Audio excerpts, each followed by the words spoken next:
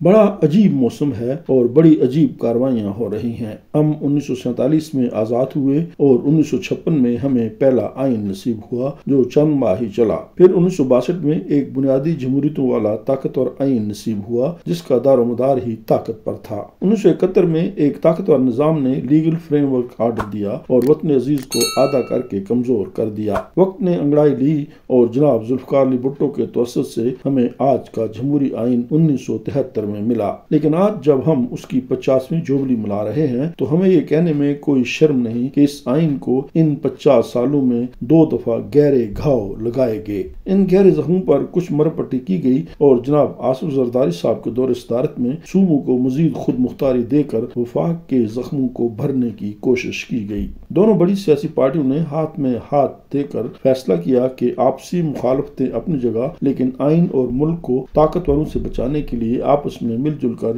جمہوریت کی حفاظت کی جنگ لڑی جائے گی۔ تب فیصلہ ہوا کہ ان جمہوریت پسندوں کو آخری حد تک بدنام و رسوا اور کمزور ملک ختم کر دیا جائے اور نیا گھوڑا تیار کیا جائے جو جمہوریت پسندوں کو کمزور کرنے اور آپسی لڑائی کو جاری رکھنے کے کام آئے۔ گھوڑا نما بھیڑیا جسے جمہوریت پسندوں کو ختم کرنے کے لیے تیار کیا گیا تھا وہ اپنے ہی خالقوں کو کاٹ کھانے کو دوڑا۔ اب بھیڑیا جمہوریت کے خلاف چمکھی لڑائی لڑ رہا ہے اور طاقتوروں کو بھی زخم لگانے سے باز نہیں آ رہا۔ طاقتوروں نے اسے جو طاقت دی اور سبق پڑھائے ان سے بچنے کے لیے اپنے پاس کوئی گر باقی رکھا یا نہیں یہ مستقبل قریب میں معلوم ہو جائے گا، لیکن اس نے جو جمہوریت اور بے قصوروں کو زخم لگائے کیا کوئی اس کا مداوع کر سکے گا؟ آئیے دعا کریں کہ ہم دعا ہی کر سکتے ہیں کہ ہم عوام اب طاقت کا سرچشمہ نہیں بلکہ اب جھوٹ، منافقت، یو ٹرن اور ممالک غیر کی طاقتیں ہی پاکستان میں طاقت کا سرچشمہ ہیں۔ کیا ہمیں دنیا کے دوسرے ممالک کے آئینوں سے سیکھنا چاہیے کہ ان کے آئین کا کیسے احترام اور کیسے وقت کے ساتھ ساتھ ضرورتوں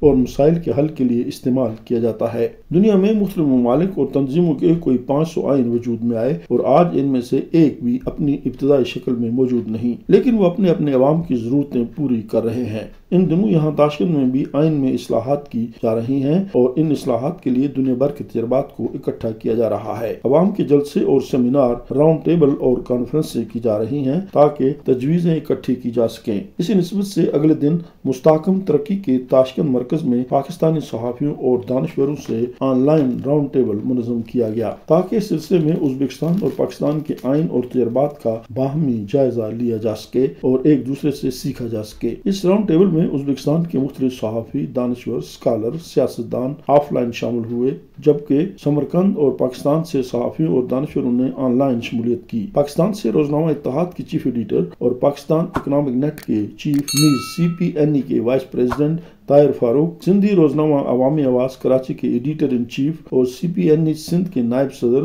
جبار خٹک، CPNE کی اسٹینڈنگ کمیٹی کے ممبر، انگریزی روزنامہ لیڈ کے ایڈیٹر یحییٰ سادوزئی اور راکم نے شرکت کی، جبکہ ازبک سائٹ سے مراد ترگونو، نادر سفارو، معریف جان عثمانو اور دیگر افراد نے حصہ لیا۔ ماڈریٹر کے فرائض نیشنل ایسوسی ایشن کے ایک NGO انسٹیٹیوٹ کے چیئرمین کمال الدین ایشان خواجزائی نے سر انجام دیے۔ مجموعی طور پر کارروائی ازبک، اردو، روسی اور انگریزی زبانوں میں ہوئی۔ حاضرین میں سب سے پہلے مراد ترگونو نے حاضرین سے خطاب کیا۔ وہ ریاست و حقوق نامی انسٹیٹیوٹ کے ڈائریکٹر ہیں۔ انہوں نے ازبکستان کے آئین میں عوام کو زیادہ حقوق دینے والی شقوں کے اضافے پر بات کی۔ ان کے بعد طاہر فاروق صاحب نے پاکستانی آئین کے خد و خال بیان کیے اور پاکستانی مقرروں کا تعارف کرایا۔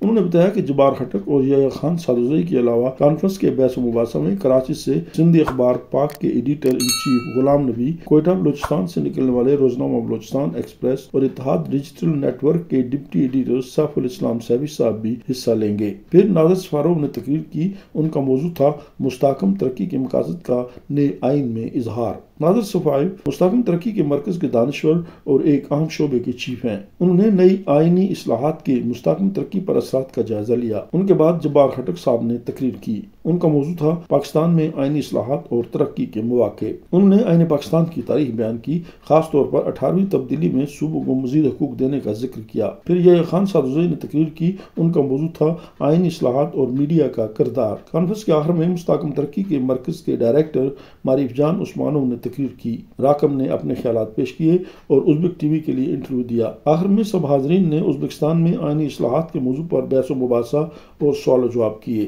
موجودہ راؤنڈ ٹیبل پاکستان میں بھی آئینی اصلاحات کے کام آ سکتا ہے، خاص طور پر مقننہ اور عدلیہ کے دائرہ کار کی حد بندیوں کے قیام کے بارے میں۔ عزیز دوستو، اگر آپ وسطی ایشیا کے بارے میں مزید معلومات حاصل کرنا چاہتے ہیں تو ہمیں لائک کیجیے اور سبسکرائب کیجیے۔